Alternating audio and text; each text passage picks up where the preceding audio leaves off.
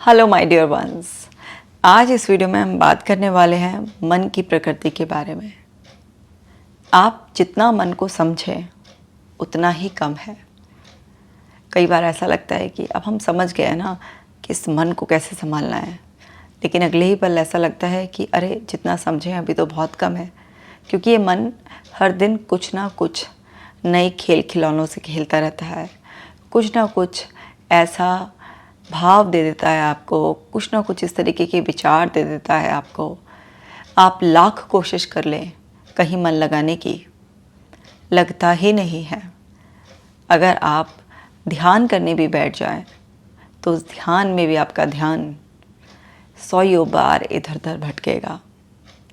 कितना भी mindfulness concept के बारे में आप पढ़ लें, समझ लें, प्रैक्टिस कर लें, लेकिन जब ये मन बिगड़ जाता है तो फिर ये उस अड़ियल घोड़े की तरह हो जाता है जिससे काबू करना बहुत मुश्किल हो जाता है। वैसे तो मैंने मन के ऊपर, मन की प्रकृति के ऊपर बहुत सारे वीडियोस पहले बनाए हैं। आज कुछ अलग नज़रिए से समझने की कोशिश करेंगे। देखिए, हम मनुष्य के पास एक मन है ना। अब ये मन ना एक बड़ा ही खास ऐसा एक अदृश्य हिस्सा है हमारा, जिसको हम देख नहीं सकते, जिसको छू नहीं सकते, लेकिन उसकी मौजूदगी में, मतलब उसके साथ 24 घंटे हम रहते हैं। अब आप समझिए कि कुछ ऐसा है जो बहुत ही अदृश्य है और हमारा अभिन्न अंग है, हमारे साथ हर वक्त रहता है। कई बार ऐसा लगता है कि जैसे हमारे अंदर एक कोई दूसरा व्यक्ति है जो हमसे बात कर रहा है, सलाह मशवरा चल रहा है, जो हमें अकेला छोड़ ही नहीं रहा है। ऐसा साथ देने वाला है कि हर लम्हे में साथ है। अगर आप रूठ कर बोल भी रहे हो कि थोड़ी देर चुप हो जा, शांत हो जा, तब भी उसकी प्रीत इतनी पक्की है कि वो छोड़ ही नहीं रहा है। ऐसी पक्की यारी दोस्ती निभाता है मन। अभी जो मन है, इसको हम वरदान भी मान सकते हैं और अभिशाप भी मान सकते हैं। हम इसको अभिशाप इसलिए मान सकते हैं क्योंकि जो भी एक मन के संपर्क में आ जाता है, जो भी मन जोड़ लेता है अपने साथ, उसे छोड़ता नहीं है, उसे याद रखता है। इसलिए भी अभिशाप मान सकते हैं कि इतना नासमझ है कि कल्पनाओं में, वास्तविकता में अंतर नहीं कर पाता है। दुख को भी, कूड़े कचरे को भी, अपमान को भी, सबको जोड़ लेता है। इतना भी सलीका नहीं है कि ये कुछ जोड़ने की चीज़ें हैं, इसे तो फेंक देना चाहिए, बाहर निकाल देना चाहिए, लेकिन वो सब जोड़ लेता है और फिर उसी को कुरेदता रहता है, कुरेदता रहता है, बार बार बार बार कुरेदता रहता है। तो ऐसा लगता है कि जैसे तो सर का दर्द बन गया। अभिशाप है बिल्कुल हमारे लिए। लेकिन दूसरी तरफ वरदान भी है। जो एक बार सीख जाता है तो फिर उसे हमारे लिए बहुत आसान कर देता है। किसी के मन के पास कुछ सीख ज्ञान होता है तभी तो वो पास ऑन होकर हमारे पास आता है। हम कोई भी चीज़ सीख जाते हैं, कुछ लिख पढ़ जाते हैं, कुछ भी समझ जाते हैं, तो फिर हम उसका बार बार इस्तेमाल कर पाते हैं। तो हर चीज़ के दो पहलू होते हैं। तो ये मन है तो हमारा जीवन आसान भी है, वहीं दूसरी तरफ मुश्किल भी बना देता है। अब एक चीज़ ऐसी है जो पूरी तरह से गलत नहीं है, ख़राब नहीं है, तो फिर उसे फेंका नहीं जाता है ना, उससे अलग नहीं हुआ जाता। तो वो तो चीज़ की बात हो गई। और ये मन है, यहाँ तो ऑप्शन भी नहीं है इससे अलग हटने का, क्योंकि ये तो आपके वजूद का हिस्सा है। हाँ, कुछ पल के लिए आप अपने मन से अलग हो जाते हैं और जागरूकता में आ जाते हैं, और उस अवेयरनेस की वजह से मन से आप थोड़ी देर के लिए हटकर अपने जीवन के वास्तविक पलों का आनंद ले पाते हैं। हमारा जो मन होता है वो वर्तमान में मर जाता है। मन केवल अतीत या फिर भविष्य की कल्पनाओं में ही है। जो भी कुछ आपने इकट्ठा किया है, अनुभव जो कि आपकी इंद्रियों ने भोगा है, कुछ भी देखा है, किसी भी तरीके से अनुभव किया है, उस सब से इकट्ठा होकर आपका मन बन गया है। तो मन अतीत की यादों में बहुत ज़्यादा शक्तिशाली होता है, इसीलिए वो अतीत की यादों से आपको जोड़े रखना चाहता है, क्योंकि वहीं पर वो सबसे ज़्यादा शक्तिशाली होता है। और उस अतीत के आधार पर ही मन भविष्य की कल्पना करता है। वहाँ पर भी वो अपने आप को और शक्तिशाली बनाने के लिए कुछ काल्पनिक अनुभव देता रहता है। जिससे कि मन की शक्तियाँ और बढ़े। जैसे मैंने भी आपको बताया कि कल्पना और वास्तविकता एक ही जैसा लेता है, तो इसलिए उसे भविष्य के लिए कल्पना करने में भी बहुत ही मज़ा आता है, क्योंकि उससे उसकी शक्ति बढ़ती रहती है। लेकिन जब आप वर्तमान पल में होते हैं, आप साक्षी भाव से कोई चीज़ को देख रहे होते हैं, अनुभव कर रहे होते हैं, उस वक्त मन की क्या ज़रूरत है? क्योंकि मन का काम तो या तो अतीत की यादों से जुड़कर रखना है, मतलब जो वास्तविक दुनिया से गायब हो चुका है बस वो मन के स्तर पर है, या जो अभी आया ही नहीं है वो भी मन के स्तर पर है। तो मन वहीं पर है। आप जब भी वर्तमान पल को जीना चाहोगे तो मन हमेशा पहले आपको अपने साथ अटकाएगा, भटकाएगा। वो कभी नहीं चाहेगा कि आप उससे अलग हो जाएं और आप वर्तमान में कोई भी पल का आनंद ले पाएँ, क्योंकि लगे अच्छा मेरे बिना मज़े हो रहे हैं, तो वो आपसे उलझे रहना चाहता है। इसीलिए आप कुछ भी काम कर रहे होते हैं तो पीछे पीछे कुछ विचार चल रहे होते हैं। आप अगर और शांत बैठने की कोशिश करेंगे तो ऐसा लगता है कि विचार और ज़्यादा आपको महसूस हो रहे हैं।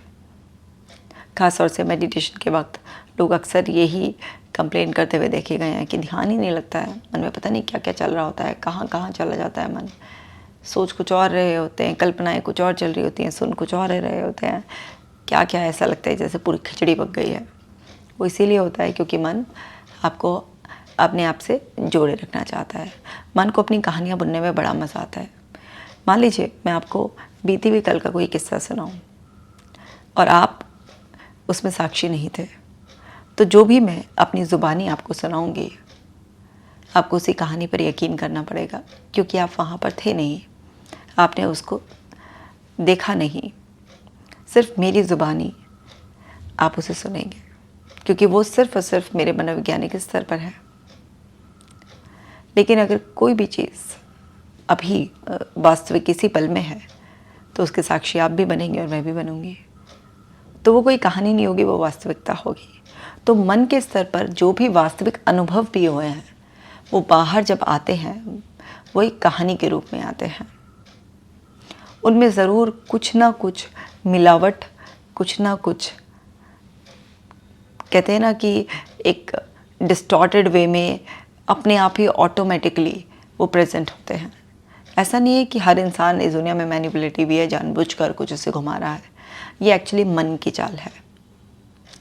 जिस तरीके से मन अनुभव इकट्ठा करता है, जो भी जानकारी इकट्ठा करता है, जब उसे वो दोबारा प्रेजेंट करता है तो उसमें बहुत सारे घुमाव और बहुत सारी चीज़ों का छूट जाना, कुछ जो सिमिलर चीज़ें हैं वो ऐड हो जाना, कुछ इस तरीके की चीज़ें देखी गई हैं। बहुत लोग होते हैं जो बहुत एक्यूरेसी से भी बताते हैं चीज़ें, जो जितना ज़्यादा मानसिक स्तर पर सक्षम होगा क्लैरिटी से चीज़ों को रिसीव करने, उनको अच्छी तरह से स्टोर करने पे, वो उतना अच्छी तरीके से प्रेजेंट कर पाएगा। लेकिन आजकल इतना अवेयर और माइंडफुल लोग कम ही होते हैं, लोग पजल ज़्यादा रहते हैं। आज कि जिस तरीके का हमारा लाइफस्टाइल है, जिस तरीके का इन्फॉर्मेशन अवेलेबल है, ओवरलोडेड है, उसमें बहुत कम चांसेस रहते हैं कि आपकी डिस्टॉर्टेड की बजाय एक बहुत ही अच्छी प्योर फॉर्म में इन्फॉर्मेशन सामने आए। तो मन के स्तर पर बहुत ज़्यादा तोड़ फरोड़, घुमाव, बहुत सारे कुछ चलते रहते हैं। तो आज इसलिए आप अपनी मेमोरी को कम्प्लीटली ट्रस्ट नहीं कर सकते। पूरी तरीके से आप जो भी कुछ चीज़ें आपका मन सुझाव दे रहा है, आप उस पर पूरी तरीके से भरोसा नहीं कर सकते, क्योंकि मन आज खुद ही भटका हुआ है, बोराया हुआ है। इतनी सारी इन्फॉर्मेशन है ना, कई बार बड़ी सारी सिमिलर इन्फॉर्मेशन लगती है, कई बार जो इन्फॉर्मेशन होती है वो बदलती रहती है। एक ही चीज़ के लिए हमें 10 नहीं 100 पॉइंट ऑफ व्यू मिलते रहते हैं, तो बड़ा कन्फ्यूजन सा भी रहता है। उन सब चीज़ों से फ़िल्टर होकर आपके अंदर ऑटोमेटिक थॉट्स आती हैं, और वो कौन दे रहा होता है? वो मन दे रहा होता है। बहुत सारे लोग अक्सर मुझसे कहते हैं, ऐसा लगता है कि मैम मन के अंदर ना कोई और बोल रहा है, फोर्स सा कर रहा है कि यही मानो, यही सच है। तो वो कौन है आपके अंदर? दूसरा, वो है आपका मन। मन आपसे अलग है, लेकिन वो अलग होते हुए भी ऐसे चिपका हुआ है आपसे कि उसे अलग समझ पाना भी अपने आप में बड़ा मुश्किल काम है। लेकिन आप समझिए कि मन आपके मनोवैज्ञानिक स्तर पर एक ऐसा अदृश्य हिस्सा है जो हर समय आपके साथ मौजूद है। आपको उसके साथ ही रहना पड़ेगा और साथ रहकर उससे अलग होना सीखना पड़ेगा। उससे अलग होने के लिए कोई भी ऐसा प्रयोजन नहीं है कि आप उससे अलग बिल्कुल ऐसा हो जाए कि मैं यहाँ और तू वहाँ। नहीं, मैं यहाँ, तू भी यहाँ, फिर भी तू अलग और मैं अलग, ये वाला करना पड़ेगा। इसके लिए आपको अपने आप को ट्रेन करना पड़ेगा, और वो जो ट्रेनिंग देनी है आपको, वो भी मज़े की बात है कि मन के ज़रिए ही आप देंगे। तो यानी कि इसे बहलाना फुसलाना पड़ेगा, इसे थोड़ा सा लालच देना पड़ेगा, फिर जाकर ये काबू में आएगा।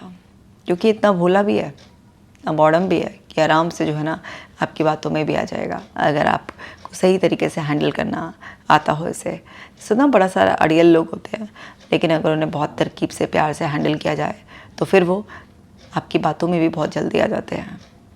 तो इसी तरीके से इसे बहुत प्यार से पुचकार के इसे बताना पड़ेगा कि भाई अभी जो है उसमें और ये चीज़ और जोड़ो, बहुत फ़ायदे की है, बहुत मज़े की है, क्योंकि इसे इकट्ठा करने में बड़ा मज़ा आता है ना, हर चीज़ लाओ लाओ लाओ। तो उसको बताना पड़ेगा ये चीज़ फ़ायदे की है, इससे तुम्हारी शक्तियाँ और बढ़ जाएंगी, इससे तुम और पावरफुली सब कुछ कर पाओगे और तुम मेरे और करीब आ जाओगे। इसको लालच देना पड़ेगा, और फिर जाकर इसी के ज़रिए हम अपने सिस्टम को ट्रेन करेंगे, और फिर हम अपने आप को किसी भी चीज़ के लिए मजबूत बना सकते हैं। देखिए, जैसे हमने ना एक टाइमलाइन में ऐसे देखा ना, पास्ट, प्रेजेंट और फ्यूचर, इस तरीके से। तो बेसिकली जो समय होता है वो समय बेसिकली वर्तमान पल तो आप जी रहे होते हैं, जो मन है वो एक तरीके का आप मानिए कि एक समय है, टाइम है, और जो मन के स्तर पर जो टाइमलाइन है उसमें पास्ट और फ्यूचर का खेल है सारा, क्योंकि वर्तमान में तो मन की ज़रूरत होती नहीं है। तो जो माइंड की टाइमलाइन है उसमें दो ही जोन है, एक है पास्ट और एक है फ्यूचर, क्योंकि मन उसी तरीके से पेंडुलम की तरह हॉरिजॉन्टली जाता रहता है, कभी पास्ट में कभी फ्यूचर, कभी पास्ट कभी फ्यूचर। आपने कभी घड़ी देखी है ऐसे पेंडुलम वाली ना, वो इस तरीके से जाती थी, left right left right left right. अगर वो बीच में होती है तो यानी कि वो रुक जाती है, थम जाती है। तो मन भी ऐसा ही है, अतीत भविष्य, अतीत भविष्य। वर्तमान में मन की ज़रूरत ही नहीं है, क्योंकि वर्तमान में तो आप साक्षी हैं ना किसी चीज़ के, और मन क्या है, आपके अतीत के अनुभवों का ढेर। तो माइंड के लेवल पर जो समय, जो टाइमलाइन है, क्योंकि ये जो सब क्या है जो आपके अंदर है, ये सब किसी वक्त का कोई लम्हा आपके अंदर अभी इकट्ठा हुआ है। वो जो समय बाहरी दुनिया से बीत गया वो आपके अंदर एक साथ कलेक्ट हुआ है अनुभवों के रूप में। तो मन को ना एक्सट्रीम में जाने में बहुत मज़ा आता है, लेकिन आपको इसे थोड़ा सा बुद्धू बनाना है, क्योंकि ये क्या करता है ना, तो कल्पनाओं में ना वास्तविकता में भेद कर पाता, ना इसे ये पता कि क्या अच्छा है, क्या बुरा है, क्या सही है, गलत है। आप स्वामी, आपको बताना पड़ेगा। जब तक आप अपनी जो मालिकाना हक है, जो मालकियत है, उसको क्लेम नहीं करेंगे, जब तक ये आपका आज्ञाकारी सेवक बनेगा नहीं। जब तक आप इसके भरोसे बैठे रहेंगे कि अच्छा इसने तो जोड़ ही लिया है, जो बता रहा है वो सही बता रहा होगा ना, जब मैंने कलेक्ट किया है सब कुछ सॉफ्टवेयर में अंदर सेट हो रहा है, तो जो बता रहा है वो सही बता रहा होगा। नहीं, आपको अपनी ओनरशिप अपने पास रखनी होती है, और आपको बहुत ही क्लियर इंस्ट्रक्शंस देने होते हैं कि आपको क्या करना है। तो आप इसे इस तरीके से बहलाइए फुसलाइए, क्योंकि इसको सुख या दुख सब आप एक्सप्लेन करते हैं। इसे कुछ मतलब नहीं है कि क्या सुख है, क्या दुख है, क्या अच्छा है, क्या बुरा है। अब उदाहरण से समझ लीजिए ना, एक कोई भी इंसान है, मोबाइल बहुत ओवर यूज़ कर रहा है, अरे यार मोबाइल एक बहुत अच्छा टाइम पास है ना, दिमाग एकदम फ्रेश हो जाता है, अरे वाह मैं तो रील्स देखता हूँ, बड़ा मज़ा आता है, ये वो नेटफ्लिक्स देखना, सोशल मीडिया, दीन दुनिया का पता चल जाता है, ये वो है। अब ये फिजूल की एक्टिविटीज़ को आप इस तरीके से एक्सप्लेन कर रहे हैं, तो इससे लग रहा है बड़े मज़े की चीज़ है, बड़ी अच्छी चीज़ है, और ये उसको मज़े की तरह से स्टोर कर रहा है। लेकिन वहीं पर कोई दूसरा व्यक्ति इसी सेम सिचुएशन में, अरे मोबाइल एक ऐसी सुविधा है जिसको हमें अपने काम के लिए या ज़रूरत के लिए इस्तेमाल करना चाहिए। अगर सारा दिन मोबाइल में ही लगे रहेंगे तो भाई अपना काम आप कब करेंगे? इन दूसरों को ही देखते रहेंगे कि ये क्या कर रहे हैं, तो अपनी ज़िंदगी कब बनाएंगे? काम करना ज़्यादा ज़रूरी है, ये तो ठीक है, कभी कभार एंटरटेनमेंट के लिए, माइंड को फ्रेश करने के लिए कभी कभार आपने इस तरीके से कर लिया तो ठीक है। अब यहाँ पर वही मोबाइल के लिए ये डिफरेंट एक्सप्लेनेशन को फीड करेगा, और यहाँ पर ये वास्तविकता में कुछ एक्शन लेने में ज़्यादा टाइम स्पेंड करेगा रेदर देन मोबाइल यूज़ करने में। पहले वाले केस में वो मोबाइल का यूज़ ज़्यादा करने का मन करेगा और एक्चुअल में एफर्ट्स डालने का मन कम करेगा। तो उसको कुछ नहीं पता, आपकी एक्सप्लेनेशन पर ही टिका हुआ है ये सारा कुछ। आप अपनी कल्पनाओं में जिस भी तरीके की छवि बनाते हैं, अपनी पांचों सेंसेस को इन्वॉल्व कर कर जो भी क्रिएट करते हैं अंदर, विजुअल्स, साउंड, फीलिंग्स को, ये उसको रियल मानने लगता है और वही केमिकल रिएक्शंस हो जाते हैं। इसी तरीके से अच्छाई बुराई भी कुछ भी ये है, तो मतलब इसको सिर्फ और सिर्फ आपकी एक्सप्लेनेशन का इंतज़ार रहता है कि आप इसको क्या एक्सप्लेन करते हैं, आपके इंस्ट्रक्शंस क्या हैं। ये उसे उसी नज़र से देखने लग जाता है। जैसे कि होता है ना, नौकर मालिक की हाँ में हाँ मिलाता रहता है, बिल्कुल वैसा ही है। अब ये आपकी गलती है कि आप इसको किस तरीके से समझा रहे हैं। अगर समझाने वाले में ही कमी होगी तो जो समझने वाला है वो कैसे ठीक तरीके से समझेगा ना, वो नहीं समझ पाएगा। अगर सपोज़ कीजिए मैं आपको अभी एक्सरसाइज कराने लगूँ और मैं आपको डेमो ही गलत देने लगूँ, तो आप मुझे कॉपी भी गलत तरीके से करेंगे ना। तो बिल्कुल ऐसे ही अगर आप एक्सप्लेन ठीक से नहीं करेंगे तो फिर ये माइंड उसका ट्रू मीनिंग नहीं समझेगा और ये गलत गलत गलत गलत जोड़ता चला जाएगा। और जब इसके पास गलत इकट्ठा होता चला जाएगा तो जब ये आपको लौटाएगा तो भाई गलत ही लौटाएगा ना।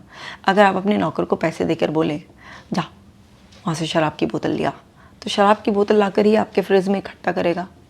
अगर आप उसकी बजाय से बोलें जा जूस की बोतल ला, तो जूस की बोतल लाकर इकट्ठा करेगा। फिर आपके मांगने पर शराब मंगाई होगी तो आपको शराब देगा, जूस मंगाया होगा तो आपको जूस देगा।